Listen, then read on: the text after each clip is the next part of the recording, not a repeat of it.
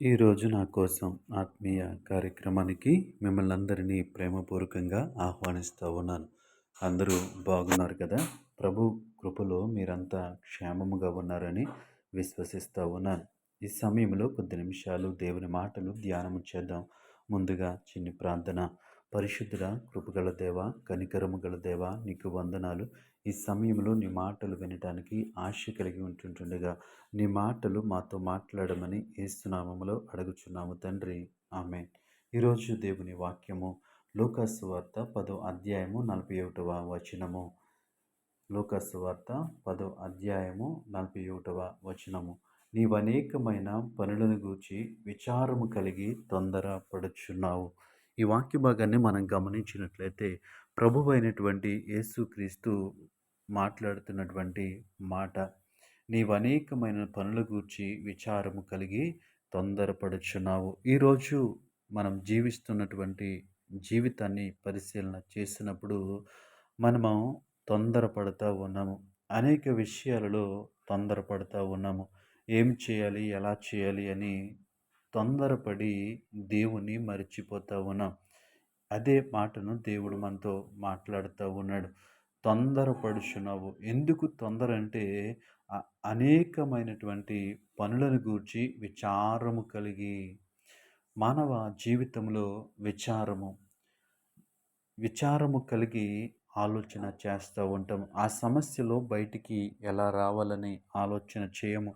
ఆ సమస్యలో ఉన్నప్పుడు ప్రార్థన ఎలా చేయాలని ఆలోచించము కానీ, దాని గురించి ఆలోచన చేస్తూ నాకే ఎందుకు ఇలా జరిగింది అని విచారము కలిగి తొందరపడతా ఉంటాము. ఏం చేయాలి, ఏది చేయాలి అని పరుగులు పెడతా ఉంటాం.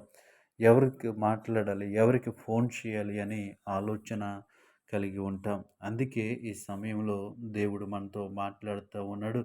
నీవు అనేకమైనటువంటి పనులను కలిగి తొందరపడతా ఉన్నావు. కానీ ముందుగా దేవుని సన్నిధిలో ప్రార్థించినట్లయితే, దేవుని సన్నిధిలో గడిపినట్లయితే దేవుడు మనకి సహాయం చేస్తాడు. అన్నింటికంటే ప్రాముఖ్యమైనది, అన్నింటికంటే మొదటిగా మనము చూడవలసింది ఏంటి అంటే దేవుని యొక్క సన్నిధి, దేవుని యొక్క కృప, దేవుని యొక్క కాపుదలను మనం వెతికినట్లయితే మనకి కావలసినవన్నీ కూడా దేవుడు మనకి సమకూరుస్తాడు. దేవుడు నామానికి మహిమ కలుగును గాక. అందుకే దేవుని వాక్యము సెలవిస్తూ ఉంది. మొదట నా నీతిని, నా రాజ్యాన్ని వెతకమంటా ఉంది. ఇక్కడ మనం చూసినట్లయితే ఈ వ్యక్తి ఏం చేస్తుంది అంటే అనేకమైనటువంటి పనుల గురించి విచారం కలిగి ఏం చేస్తూ ఉంది, తొందరపడుతూ ఉంది. ఈరోజు ఈ మాటలు వింటున్న నువ్వు ఏ విచారము కలిగి ఉన్నావు?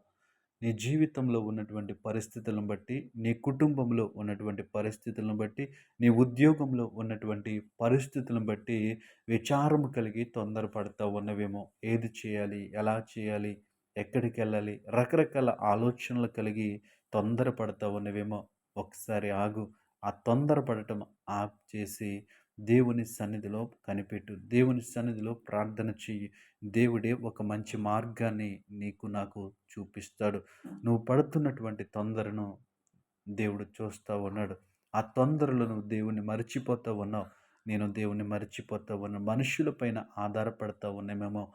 ఒక్కసారి ఈ వాక్యమును బట్టి మనం పరిశీలించుకుని ఏ విషయముల గురించి విచారం కలిగి ఉన్నాం, ఏ విషయాల గురించి తొందరపడతా ఉన్నామో ఆలోచన చేసి దేవుని సన్నిధికి వచ్చే విషయంలో తొందరపాటు కలిగి, దేవుని ప్రార్థించే విషయంలో తొందరపాటు కలిగి, దేవుని వాక్యాన్ని చదివే విషయంలో మనము తొందరపాటు కలిగి ఉన్నట్లయితే దేవుడు మన కొరకు సమస్తాన్ని సమకూర్చిన దేవుడు సమస్తాన్ని మన కొరకు జరిగిస్తాడు. కాబట్టి ఈ మాటలు వింటున్న ప్రియ సహోదరి సహోదరుడా, ఏ విషయానికి తొందరపడి నిర్ణయాలు తీసుకోకు. ఏ విషయానికి విచారము కలిగి ఉండకు. ఎందుకంటే నిన్ను నన్ను సృజించినటువంటి దేవుడు మనకంటే శక్తివంతుడు, మనకంటే గొప్పవాడు, మన పట్ల ఒక గొప్ప ఉద్దేశాన్ని కలిగి ఉన్నాడు. కాబట్టి ఈ మాటలు వింటున్న మనమందరము ఈ వాక్యమును బట్టి ఆలోచన చేసి దేవుని సన్నిధిలో మనము గడిపేవారిగా ఉందాము. అట్టి కృప దేవుడు మనకి అనుగ్రహించునుగాక. పరిశుద్ర ప్రేమగల తండ్రి, గొప్ప దేవుడా నీకు వందనాలు, వేలాది స్తోత్రాలు ప్రభువా. ఈ సమయంలో తొందరపడొద్దని మాతో మాట్లాడావు. అవును ప్రభువా, ఈ లోకంలో మేము జీవిస్తూ ఉన్నప్పుడు అనేక విషయాల గురించి తొందరపడుతూ, కలత చెందుతూ, విచారము కలిగి జీవిస్తూ ఉన్నాం. ఈ మాటలు విన్న ప్రతి ఒక్కరిని జ్ఞాపకం చేసుకుని వారిలో ఉన్నటువంటి విచారమును, వారిలో ఉన్నటువంటి తొందరను తీసివేసి నీవే వారి కొరకు కార్యములు చేయమని యేసు నామములో అడుగుచున్నాము తండ్రి. ఆమేన్.